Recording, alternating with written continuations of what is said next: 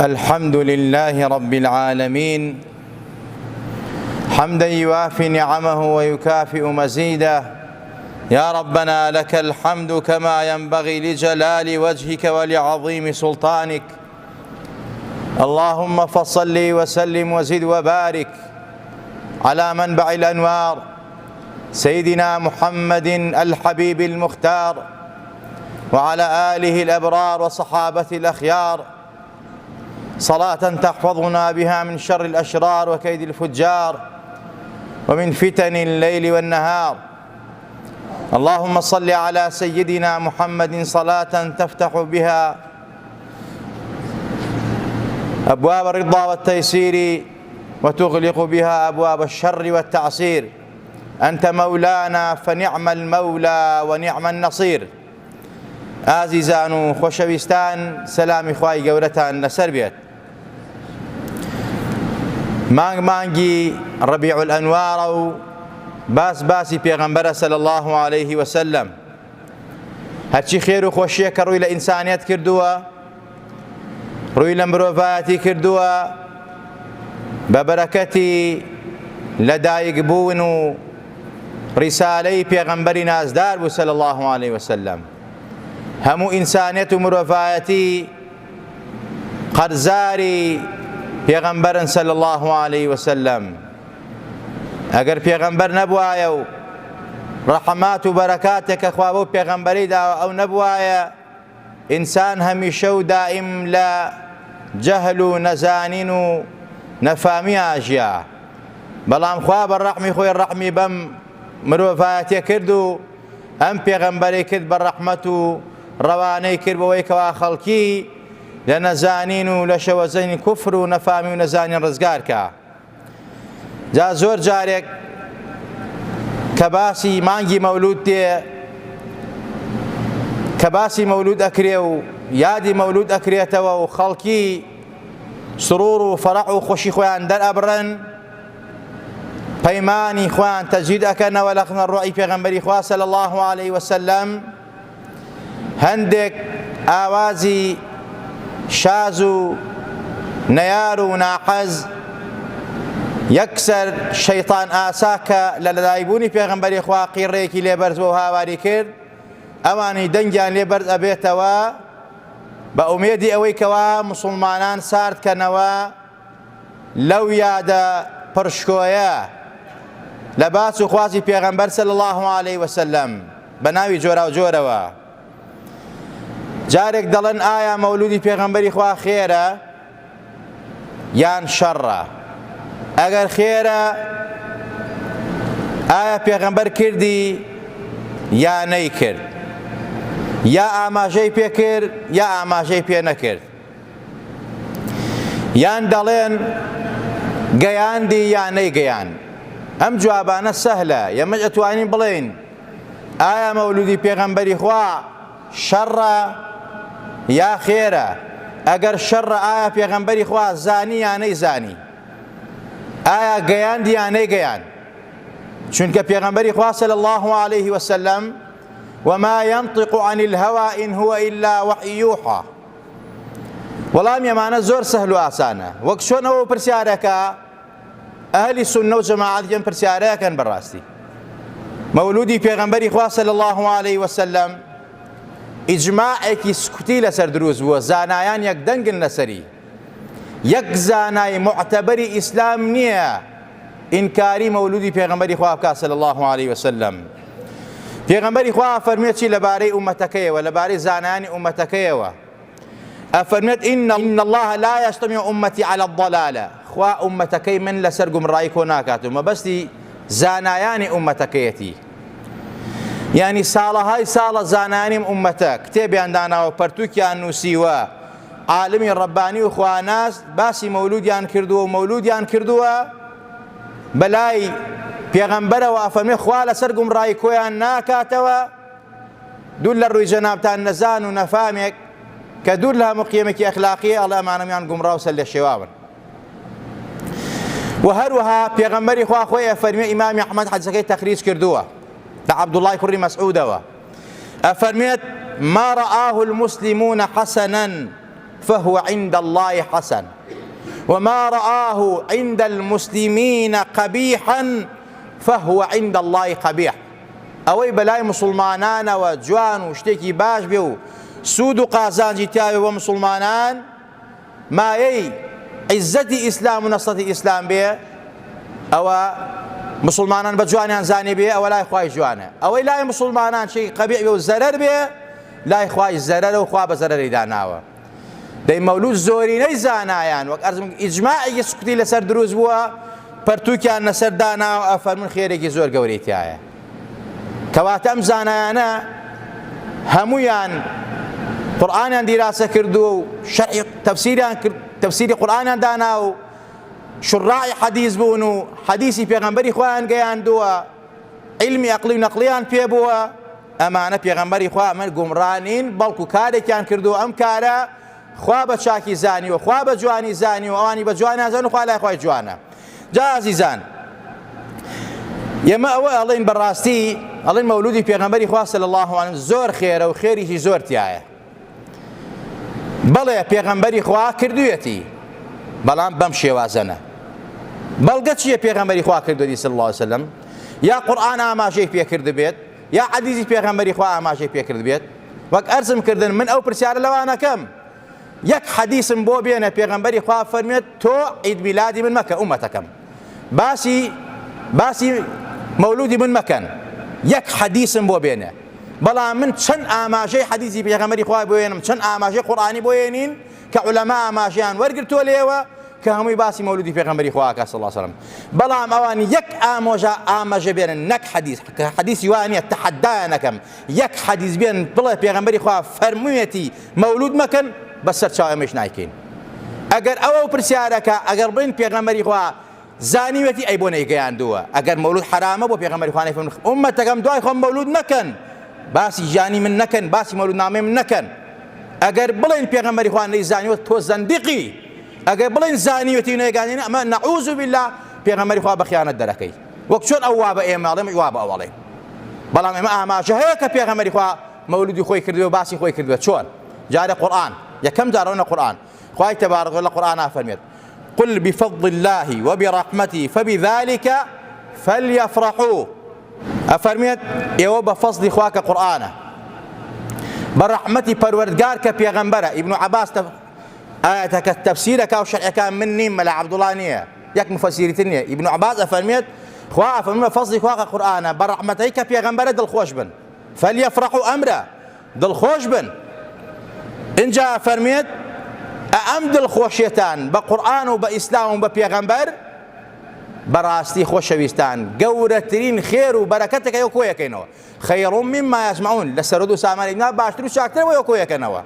جا خۆشەویستان لەیرە ئیبن عەباس من بۆیە ئەڵێم مەبەست بە ڕەحمەتەکە لە ئاەتەکە پێغەمبەرە، چونکە خوا پێغەمبەری بە ڕەحمەت ناوبردووە وما ئەرسەلناکە ئیلا ڕەحمەتەن للعالەمین. و هەروەها پێغەمبەری خوا صلی الله عليه وسلم لیان پرسی لەبارەی ڕۆژی دووشەممەوە. سئل رسول الله صلى الله عليه وسلم عن يوم الاثنين فقال ذاك يوم ولدت فيه وأنزل علي. پێغەمبەری خوا وای فەرمی ئەو ڕۆژە ڕۆژێکە بەڕاستی تیا لە دایک من بۆیە لە دووشەمە بڕۆژم چونکە تیا لە دایک بووم. ئەمە جۆرەکە لە یادکردنەوە، جۆرەکە لە شکرانە بژێری خوا کە خوا لەو ڕۆژە ئەم زاتە هێناوەتە دنیاوە ولو ڕۆژەشە قورئان بۆ من دابەزیوە. خۆ هەر لەو ڕۆژەشان مردووە، مەسەلەی 12 ڕەبیع پێغەمبەری خوا مردووە. ئەی بۆ پێغەمبەری خوا صلی الله عليه وسلم جا پرسیارەکەن ئەی بۆچی باسی مردنەکەی ناکەن؟ ئیسلام ئەمرمان پێکا کە ئێمە بە لەدایکبوونی منداڵ و ئەولاد خۆشحاڵ بین، بەڵام بە مردن سەبر و ئاراممان هەبێ. خۆشەویستان ئێمە کە ئەڵێن یادی پێغەمبەری خوا پێغەمبەر خۆی کردوویەتی ئاماژەیە بەوە کە من لەو ڕۆژە لە دایک بووم، ئەمە شکرانە بژێری. ئیتر شکرانە بژێری بە ڕۆژوو ئەبێ، بە نوێژ ئەبێ، بە سوجدە ئەبێ، بە خێر و خێرات ئەبێ، بە هاوکاری فەقیر و هەژار ئەبێ. و هەروەها بەیهەقی ڕیوایەتی کردووە فەرمێ پێغەمبەری خوا لە 40 ساڵیە کە گەیشتی تەمەنی 40 ساڵی گەشتە تەمەنی 40 ساڵی عق عن نفسه وهو 40 سنة. پێغەمبەری خوا لە تەمەنی 40 ساڵیە حەیوانی سەر بڕی فەرمی ئەمە عەقیقە و حەوتمە بۆ خۆم کە بۆشی کرا بوو. خۆشەویستان بەڵام پێغەمبەری خوا لە ساڵیا کردی ئەمە ئاماژەیە بەوەی کەوان پێغەمبەری خوا صلی الله علیه وسلم یادی خۆی کردووە شکرانەبژێری خوای کردووە دەی ئەمە مەولودی پێغەمبەری خوا ئەکرێت بۆ ئەکرێت سەبەبەکەی چییە هۆکارەکەی ئەو خەڵکە کە باسی پێغەمبەرەکە و مەولود ئەکا ئەڵێ خوای ئێمە سوپاسی تۆ ئەکەین کە ئێمە ئومەتی ئەم پێغەمبەرین شوێنکەوتەی ئەم پێغەمبەرین ئەم پێغەمبەرت نار بە ڕەحمەت و ڕزگارمان بوو ئەمە هەدەفی خەڵکیە لە مەولودی پێغەمبەری خوا صلی الله علیه وسلم سەحابەکانی پێغەمبەری خوا کردویانە بەڵێ کردویانە بەس بەم دەستورە نەبووە کە نان و گۆشت و چێشت و چکلێتی تیا بێ مجلیسیان کردو و داشریشتون حەدیسی موسلیم و ئیمام ئەحمەدە ئینسان خیانەتم ئینسانە بە خەڵکی باس نەکات کە زانایان کە ئەفەرمووی ئێمە مەولودی پێغەمبەرمان لە ئەسڵێکی سەحیح و قورئان و سونەت وەرگرتووە ئالەمانەوە وەریان گرتووە بۆیە گوناهبارە بین مەناع للخەیر مەبە خەڵکی سارد مەکەرەوە لە محەبەتی پێغەمبەری خوا لە یادی پێغەمبەری خوا لە باسی پێغەمبەری خوا صلی الله علیه وسلم حەدیثێکی صحیح کە ئیمام موسلیم ڕیوایەت کردووە ئەفەرمێت جارێکیان پێغەمبەری خوا صلی الله علیه وسلم بەناو مزگەوتەکەی خۆیان ئەڕۆشت کۆمەڵێک دانیشتبوون حەڵقەیەکیان بەستبوو زگری خۆیان نەکرد پێغەمبەری خوا فەرمی ما ئەجلەسەکوم بۆ دانیشتون ئێوە قالوا جلسنا نذكر الله عز وجل ونحمده على ما هدانا للإسلام ومن علينا بك قال الله ما أجلسكم إلا ذلك قالوا الله ما أجلسنا إلا ذلك حديثك مفصلة پێغەمبەری خوا فەرمی بۆ دانیشتون لێرە خێرە دانیشتون لەم مزگەوتا کۆبوونەتەوە وتیان قوربان دانیشتون زکری خواکەین وەسپاسی خواکەین لەسەر ئەوەی کە هیداین بووین بە مسلمان ئەینا ئەگەر تۆ نهاتای و ئیسلام نهاتای ئێمە هەر بتمانە پەرس بە خواردن بتمان دروست و دوایەشمان خوارد لەبەر دەمانتاشیمان پەرس کچی خۆمان زنە بەچاڵە کرد ئەولادی خۆمان من ئەخنکان ئەمان کوشت فەسادی ئەخلاقی و عەقیدەی و ئابووری نەومان نابوو ئیسلام هاوڕزگاری کردین دووەم ومن علينا بك وسپاسی خواکەین کە خوا منەت ئەکا بەسەر ئێمە بە تۆ ئاماژەی بەو ئاەتێکە فەرمێت لقد من الله على المؤمنين إذ بعث فيهم رسولا ئەمە نەسی قورئانە پێغەمبەری خوا صلی الله علیه وسلم خوا منەتەکا بەسەر ئومەتەکە بەسەر مسلمانانە کە لە نەفسی خۆیان پێغەمبەرێکی بۆ ناردوون لە باشترینیان منەتەکا بەسەر ئومەتی پێغەمبەری خوا بەسەر مسلمانانە ئەم سەحابە بەڕێزانجان قوربان ئێمە دانیشتوین زگری خواکەین سوپاسی خواکەین لەسەر نیعمەتی ئیسلام لەسەر ئەوەی کەوا منەتەکا بەسەر ئێمە بە تۆ بە هاتنی تۆ بە بەرەکەتی تۆ بە ڕەحمەتی تۆ بە خۆشەویستی تۆ ئەی مسلمانان بۆچی دانیشن لە مەولودا دانیشن ئەم باس و خواسەکەن خوایە ئێمە سڵاوات لەسەر ئەم پێغەمبەرە لێ دەین باسی ئەم پێغەمبەرەکەین باسی ژیانیەکەین کە ئەم پێغەمبەرە بوو بە مای ڕزگاری و نەجاتی ئێمە خۆشەویستان جا لە مەولودا تعریفێکی کورتی مەولود چی ئەکرێت قورئانی تیا خوێندێت خوای تەبارەک وتەعالا لە چەند ئاەتە یا پێغەمبەری خوا لە چەند حەدیثە باسی گەورەی قورئانەکە گوێگرتن لە قورئانەکە فێربوونی قورئانەکە خيركم من تعلم القرآن وعلمه وإذا قرئ القرآن فاستمعوا له وأنصتوا لعلكم ترحمون أما نص قرآن خوا فەرمێت کە قورئان خوێنرا ئێوە گوێی بۆ بگرن ئێوە بێدەنگ بن لعلكم ترحمون بۆ هۆی کەوا ڕجاوە خوا ڕەحمتان پێ بکات ڕەحمەت بڕژێنێ بەسەرتانە پێغەمبەری خوا بە باسکردن بە قورئان خوێندن بە گوێگرتن لە قورئان خوا ڕەحمەت و سەکینەت و ئیطمینان ئەبارێنێ بەسەر دڵ و دەروونەکانە یەکەم بەرگەی مەولود چییە قورئان خوێندنە بەو قورئانە کە گەورەترین موعجزەی پێغەمبەری خوایە بۆ دەست پێ کات دواتر سڵاواتە لەسەر پێغەمبەری خوا کە ئەم پێغەمبەرە نازدارە خوا خۆی سڵاواتی لەسەر لێدا ئینجا فریشتەکانی ئینجا ئەفەرمێ مسلمانانی ئەوەی سڵاواتی لەسەر لێ بدەن ئێوە ئەمری خوا جێبەجێەکەن لە مەجلیسی مەولودە ئەم باسەیەکرێ إن الله وملائكته يصلون على النبي يا أيها الذين آمنوا صلوا عليه وسلموا تسليما أما نص قرآن إنكاري ناقرة بيغمبري خوا أحمد بخيل أو كسية كناي من أبري صلاة نصلي نادا كواتا كم مجيزي بيغمبري خوا أجيري صلى الله عليه وسلم بو أجيري أو خلق لبخالت للشح للرزيلي رزقاري وبيد كعاشقي بيغمبري خوا بيه إن جاء لمولودي بيغمبري خوا صلى الله عليه وسلم محبتي بيغمبري خوا كركني دومي إسلامه تجد أكريتوه كواجبة إنسان بيغمبري خوش بيه واجب إنسان مسلمان بيغمبري خوش بيه أو سا إيماني توابج بيغمبري خوا فرميت لا يؤمن أحدكم حتى أحب إليه من ولدي ووالدي والناس أجمعين هیچ کەس لە ئێوە ئیمانی تەواو نابێت تا منی لە باوکی لە دایکی لە عەشیرەتی لە ئەجدادی لە نەفسی خۆشتر نەوێ لە هەموو خەڵکی خۆشتر نەوێ. دەی مەولودی پێغەمبەری خوا باسی تەجدید و تازەکردنەوە و دەمەزەردی محەبەتی پێغەمبەری خوای تایە صلی الله علیه وسلم. اینجا باسی سیرە و ژیانی پێغەمبەری خوای تایە، باسی غەزەواتی پێغەمبەری خوای تایە، باسی هەڵسوکەوتی پێغەمبەری خوای تایە صلی الله علیه وسلم. چەنەها خەڵق، چەنەها منداڵ، چەندەها گەنج لەو مەجلیسانە کە ئیستیفادەی کردووە لە ژیان و سیرەی نازاری پێغەمبەری نازدار صلی الله علیه وسلم. باسی هاوڵانی پێغەمبەری خوای تایە، باسی محەبەت و تەشجیعی هاوڵانی پێغەمبەری خوای تایە صلی الله علیه وسلم. اینجا ناندانی تایە بە فەقیر و ژار، هاوکاری فەقیر و ژاری تایە کە پێغەمبەر فەرمووی ئەطعمی الطعام وصلی بالليل والناس نيام تدخل الجنة بالسلام. نان بن بە خەڵکی، سەلام لە خەڵکی بکەن، شەو نوێش بکەن، ئێوە بە سەلامەتی ڕۆنە بەهەشت. ناندان زۆر گەورەیە. خوای تبارك وتعالى بە پێغەمبەری خوا فەرمێت ويطعمون الطعام على حبه مسكينا ويتيما وأسيرا. لە باسی بەرزی پلەی ئەوانەی کەوا ئەو نان و خوانەکە زۆر خۆشەویستە، ئەو پارە و ماڵە زۆر خۆشەویستە بەلامە سەرفیەکەن، ئەیدەنە فەقیر و ژار، هەتی و بێوەژن و ئەسیر و داما و نەدارەکان. کابرا لەم مجلیسا ئەوە سەرفەکات لەبەر خوا و پێغەمبەری خوا صلی الله علیه وسلم ئەمە گەورەترین خێر و چاکەی کردووە، ئەمەی تایە مەولودی پێغەمبەری خوا. زۆر کەسی ئەڵێ جا تۆ ئەڵێی لە ڕێی خوا مەولودی پێغەمبەری خوا، با بەمە چەند حەدیسی لەسەرە. سەحابەی پێغەمبەری خوا هاتووە، بوخاری و مسلیمە، فەرموویەتی یا رەسوڵ الله کە من خوا تۆبەی لێ وەرگرتووم ئەوە فڵانە باخی من صەدەقەتەن لله وەرەسوولیه. پێغەمبەری خوا نەیفەرمووی تۆ مشریکی، فەرمووی ئەی پێغەمبەر ئەوە من فڵانە باخ ئەکەم بەخێر مادەم خوا تۆبەکەی لێ قبوڵ کردم، ئەوە من فڵانە باخ ئەکەم بەخێر و بە صەدەقە لە ڕێی خوا مەولی لە ڕێی خوا پێغەمبەری خوا صلی الله علیه وسلم. بەس کەلیمە مەولودەکەی تیا نییە براکانم. کابرا کە ئەڵێ لە ڕێی خوا مەولوی پێغەمبەری خوا، یعنی خوایە لەبەر خاتری تۆ لە شوکرانە بژێری لە دایکبوونیە پێغەمبەرە کە تۆ کردە بە ڕەحمەت، من ئەم مەولودە ئەکەم، ئەم خێرە ئەکەم، ئەم چاکە ئەکەم لە خۆشەویستی پێغەمبەرە کە ڕەحمەتە بۆ ئێمە و تۆ کردە بە ڕەحمەت. خۆشەویستان، لە مەولودی پێغەمبەری خوا صلی الله علیه وسلم مەدح و ستایجی پێغەمبەری خوای تایە. ئایا ئەسحاب شیعرانە باڵی پێغەمبەری خواوەتووە؟ بەڵێ حەسانی کوڕی سابت، کەعبی کوڕی زوهەیر و هەروەها عەبدوڵای کوڕی ڕەواحە، مامەکانی پێغەمبەری خوا، پورەکانی پێغەمبەری خوا، کورە خزمەتکارەکانی پێغەمبەری خوا، هەمویان شیعرانە باڵی پێغەمبەری خواوەتووە. دەفیان لێ داوە، پێغەمبەر زەردەخەنەی بۆ کردون، دوعای خێری بۆ کردون، حتا خەڵاتی کردوون.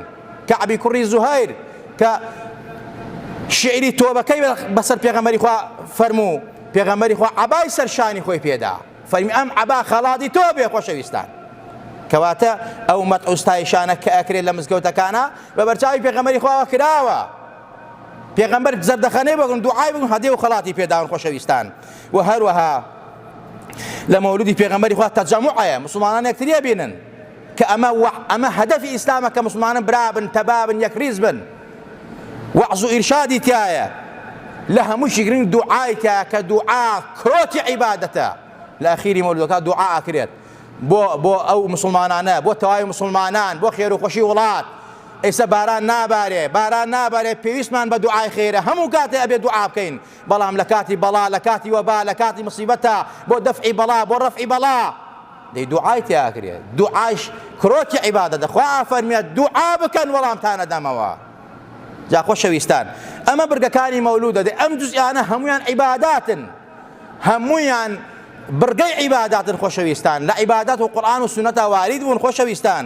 کەواتە بۆیە ئێمە ئەڵێین مەولودی پێغەمبەری خوا صلی الله علیه وسلم بەڕاستی شتێکە ناوەکەی دینە، ئەینا بردەکانی هەموو عیباداتە و کاری خێریە و باسی پێغەمبەری خوایە و خواش ئەو پێغەمبەرەی بەرز کرد و کەفن وەڕەفەعنا لەکە ذیکرک. خۆشەویستان، ئەم باسکردنی پێغەمبەری خوا و ئەم یادەی پێغەمبەری خوا کە هەندی ئەیکا و هەندی ئینکارێکە، ئەمە خۆی بۆ خۆی زان معجیزەیە، چونکە ئەوەی کە هەر ئەیکا یادی پێغەمبەری خوا، ئەوەی کە هەر نایکا هەر یادی پێغەمبەری خواکە. چۆن؟ چونکە باسی پێغەمبەرەکە. ئەمەش معجیزەی مایاتە دەرەکات. خوا فەرمێ ئێمە تۆمان بەرز کردەتەوە، ئیتر بە ئینکاری و بە مەدحەوە خوا ئەمانە کە باسی پێغەمبەری خواکەن، ئەمە گەورەی پێغەمبەری خوا دەرەخا. ئین شانیەکە هو الأبتر، ئەوانەی کەوا لە شەعن و شکۆی کەمەکەن و ئەوانە ئەبتەر و بەوبەخت و نەکبەتن. خۆشەویستان، ماوەسا مەلا کەریم مدەریس ڕەزا و ڕەحمەتی خوای لەسەر بێ کە مفتی عێراق بووە، کەرە ئەتوانین بڵێن مفتی هەموو عالەم بووە، ئەم زاتە ئەفەرمێت مەولودی پێغەمبەری خوا خێری تایە. ئەم زاتە ئەفەرمێت لە قورئان و حەدیثەوە وەرم گرتووە، ئاماژە بە ئیبن حەجەر و ئاماژە بە نەوەوی و شێخی ئەبوو زەکەریا و فڵانە زانا و فڵانە زاناکە، هەموو ئەمانە کە کتێبیان لەسەر داناوە. بۆیە ئەم عاشقی پێغەمبەری خوا، ئەم زانای کوردەواریە ئەفەرمێ ئەی پێغەمبەری ڕەهبەری ئیسلام، بڕژێ بەسەر تا سەڵات و سەلام، ئەی یادیگاری نەتەوەی ئادەم، بۆ تۆ بۆ دنیا دەرچوو لە عەدەم، دڵێ بە یادی تۆ نورانی بێ لەگەڵ فریشتە ئەبێ بە هاودەم، چاوێ بڕوانێ بۆ ناو چاوانت وەرئەگرێ نووری بارەگای قیدەم، ئەی پێغەمبەری ڕەهبەری ئیسلام، برژێ بەسەر تا سەڵات و سەلام، دڵێ بە یادت بگەشێتەوە نەشئەی نووری حەق ئەبەخشێتەوە، بە یادی تۆوە سوتاوی جەفا بەرگێ لە سەفا ئەپۆشێتەوە، دەمێ بگاتە تۆزی بەری پێت شەرابەن تەهور ئەنۆشێتەوە، سەد جار بکوشێ عاشقت بەتیر چاتر بۆ عەشقت ئەکۆشێتەوە. ئەم زاتە کە یەکێکە لە نمونەی زانایانی کوردەواری، ئێمە قەدی ئەم زانای خۆمانە نازانین. کابرایەکی گەنج وا خەڵەتێنراوە گوێ لە فڵان و فیسارێک لە بابەت و ئەم زانات هەیە، ئەم زانە هەموو عالەمی ئیسلامی قەرزارێتی، ئەم تێزی ماستەر و دکتۆرا لە کتێبەکانی هەیەنن. حەیف نییە تۆ گوێ لەم زانای خۆتە نەگری، گوێ لە زانایەکی بێگانە بەری کە بەڕاستی هەموو زانانی عالەم دژی ئەو زانان کە تۆ گوێی لێ ئەگریت. کەواتە خۆشەویستان، ئەم مامۆستا مەلا کەریمە ڕەزا و ڕەحمەتی خوای لەسەر بێ، دەرەجەی عالی بێ، دکتۆر عەبدوڵڵای پردێ کە خەڵکی ڕەواندزە لە ئاستا پارەکە بە نەخۆشینی کۆرۆنا وەفاتی فەرموو، یا ڕەبی خوا دەرەجەی عالی کا و خوا پلەی شەیدی پێ بەخشێت. ئەم زاتە فەرمووی تەلەبەی مامۆستا بووین و ئێمە لە خزمەت مامۆستا بووین. گەنجی هاتە خزمەتی مامۆستا بە گریانەوە، وتی قوربان دەستی مامۆستای ماچ کردووی تخوا دوعای خێر مەگوە خوا لێم خۆش بێ. مامۆستا فەرمووی ڕۆڵە چیت کردووەوە تاوانەکەت ئەوە نەگەورەیە خوا لێت خۆش نەبێ، خوا بەڕەحمە لا تقنطوا من رحمة الله، خوا زۆر بەبەزەیە. وتی قوربان بێئەدەبیم لە خزمەتی پێغەمبەرا زۆر کردووە، زۆر خەڵکم ساکردەوە لە مەولودی پێغەمبەری خوا صلی الله علیه وسلم، بەنایەوە کە بیدعەیە نەیکەن، کارێکی خراپە نەیکەن، خراپە نەیکەن بەم شێوازە. تی وەڵڵاهی مامۆستا من دایکێکم هەیە ئەفلیجە لە جێگایە، ناڕەحەتە بێتاقەتە، خزمەتی یەکەم وە خەڵکی ئەم شاری ئێمە ئەم گەڕەکی ئێمە هەموو ساڵێ لە یادی پێغەمبەری خواکەن، بەڵام من بە حسابی خۆم دەعوەم کردووە بانگەوازم خەڵکم ساکرێتەوە. شەوێ لە خەومە ئەزانم پێغەمبەر و یارەکانی بەناو ئەم شارە ئەگەڕێن، ماڵ بە ماڵ تێ ئەڕۆن، پێغەمبەری خوا سەردانیان لێ ئەکا صلی الله علیه وسلم. وتی چوومە خزمەتی، وتم یا ڕەسوول الله سەرەکی بە لە ماڵی ئەم فەقیرە، پێم خۆشە بێتە ماڵەکەمەوە. پێغەمبەری خوا فەرمی نایمە ماڵی تۆ. وتم یا ڕەسوول الله بۆ نایتە ماڵی منەوە؟ بۆ من چیم کردووە؟ فەرمی تۆ خەڵک سارد ئەکەیتەوە لە محەبەتی من، لە یادی من، لە باسی من، چۆن دێوە ماڵی تۆ؟ وتم یا ڕەسوول الله دایکێکم هەیە ئیفلیجە نەخۆشە، لەبەر دایکم ئەگەر هاتبێتە حەوشەکەی بێرە حەوشەکەمان هەر تۆزێک دانیشە ماڵەکەمان پڕ نور بێت. پێغەمبەری خوا فەرمووی لەبەر ئەوتم لەبەر دایکم هاتە ماڵەوە، کورسێک لە حەوشەکە بوو لە حەدیقا، پێغەمبەری خوا لەسەر کورسێکە دانیشت. وتم تخوا ئەی پێغەمبەری خوا دانیشە مەڕۆ تا دایکم مێنم زیارەتێک بکە، بەڵکو دوعایەکی خەیری بۆکەی خوا دایکم چاکاتەوە. وەڵا تا چوم دایکم بێنم هاتم پێغەمبەری خوا نەماوە، زۆر ناڕەحەت بووم، زۆر بێتاقەت بووم، لە گریانە خەبەرم بووە. دایکم وتی ڕۆڵە ئەوە بۆ ناڕەحەتی بۆ ئەگریت بەدەم گریانەوە خەبەرت بووە؟ فەرمی دایکە خەوێکی وان بینی. وتی ڕۆڵە زۆرم پێوتی ئەمە تۆ ئەیکەی کارێکی خراپە، خەڵک لە مەولودی پێغەمبەری خوا سارد مەکەرەوە. عولەما و زانایان فەرمویانە ئیستنباتیان لە قورئان و حەدیثەوە کردووە، خۆ زانایان لە گیرفانی خۆیان دەریانێنەوە. تۆ بۆ ئەوە نەکبەت و بەدبەختی ئەوەتە پێغەمبەریش نهاتە ماڵەکەمان، نەتێڵا منی زیارەتی کەم، بەس بمبەرە سەرە و کورسێکە پێغەمبەر لە خەوەکە لەسەری دانیشتووە، بە ئومێدی ئەوەی بەشکم خوا چاکم کاتەوە، بەڵکو خوا شیفام بۆ بنێرێ، یان ڕزگارم کا و نەجاتمدا لەم ناڕەحەتیە. وتی منیش دایکم برد بە گریانەوە لەسەر کورسێکە دامنا. تی وەڵڵاهی ثم وەڵڵاهی دایکم هەستاوە سەر قاچەکانی خۆی، دایکم هەستاوە سەر قاچەکانی خۆی، چاک بووە، خوا شیفای دا. ئەمە خەوێکە کابراوە پێغەمبەری خوا تەمە خەوبین بە پێغەمبەری خوا، پێغەمبەر خۆی ئەفەرمێت من رعانی في المنام فقد رعانی حقا فإن الشيطان لا يتمثل بي. بخاری مسلم عجزەکە. پێغەمبەر ئەفەرمێ ئەوەی من ببینی لە خەوا حەقت منی بینیوە، شەیطان خۆی ناکا بە من. ئەوە ڕاستی خۆمم هەر قسەیەک بکەمە پێغەمبەری خوا فەرمێت شەیطان خۆی ناکا بە من، خوا عیزەتەی بە پێغەمبەر داوە، شەیطان خۆیەکا بەخوا بە خۆی ناکات پێغەمبەر خوا ئەو عیزەتەی بە پێغەمبەر داوە ئەوەندە چاک پێغەمبەری پاراستووە والله يعصمك من الناس خوا پێغەمبەری لە جن و لە ئینس پاراستووە لە شەیاطینی پاراستووە پێغەمبەر خوا عیزەتەی پێداوە ڕەحمەتە للعالەمینە کەواتە ئەم مامۆستا بەڕێزە خۆی چەند جار باسی کردووە لە پەیج و ئەکاونتی خۆیان باسی کردو ئاماژەی کردووە ڕەقم تەلەفۆنی دانابوو کە والله وبالله کە ئەمەم کە بینی ئەم گەنجە لە خزمەت مامۆساوتی والله مامۆستا دەستی کرد بە گریان ئێمە دەستمان کرد بە گریان لەبەر ئەوەی کەوا خەوێکی ئاوا خۆشی بە پێغەمبەری خوا بینیوە لە هەمووشی گەورەتە ئەو موعجزە گەورە کە دایکی چاک بۆتەوە مەولودی پێغەمبەری خوا زۆر گەورەیە ئاوازەی مەولود لە هەر باڵکەوت دەدەر مەلەک ئەپۆشێ ئەو ماڵەوە باڵ ئەمە ئاماژەی بە حەزی پێغەمبەری خوا صلی الله علیه وسلم کە پێغەمبەری خوا حەزی بوخاری مسلم هەر شوێنێک کۆڕی زیکر بێ باقی باشتە خوا فریشتەکانی ئەنێرێ ئەو ماڵە ئەو شوێنە ئەو کۆڕە ئەبەسن بە باڵەکانیان دوعا و ئیستیغفارەکەن بۆ دوانشانەوە کۆڕە قەت سارد مەبن لە مەولودی پێغەمبەری خوا مەولودی پێغەمبەری خوا ولەما و زانانی مفەرمان خێری زۆر تایە بەرەکەتی زۆر تایە دەفعی بەڵاو و باو نەخۆشی و ناڕەحەتیەکە کاتی خۆی لە هەموو ناڕەحەتی و بەڵاو و ناڕەحەتیەکە ئینسانی مسلمان پەنایان بردووە مەولودیان کردووە مەولودیان قەرار داوە بۆ ئەوەی کە خوا بەڵایان کۆڵبێتەوە ئێستا باران نابارێ و بای کۆڕۆنا هەیە بەڕاستی مسلمانان ناڕەحەتیان بڕیار بن مەولود بکەن باسی پێغەمبەر بکەن صلی الله علیه وسلم سەڵاواتی لەسەر لێ بدەن پەیمان لە خزمەتی ڕۆحیا تازەکەنەوە متمەسک بن بە سونەتەکانیەوە بۆ ئەوەی خوا ڕزگارمان کە بۆی خوا نەجاتماندا لە هەموو بەڵاو باو ناڕەحەتی خۆشەویستان یا ربی خوا لەبەر خاتری و پێغەمبەر لێمان خۆش بە لە خۆمان و باوکو دایکمان ڕازی بە لە خۆمان و باوکو دایکمان خۆش بە یا ربی خوا دەرەجاتی باوکو دایکمان عالیکە یا ربی خوا لەبەرەوە پێغەمبەرە دڵمان نورانیکە لەبەرەوە پێغەمبەرە صلی الله علیه وسلم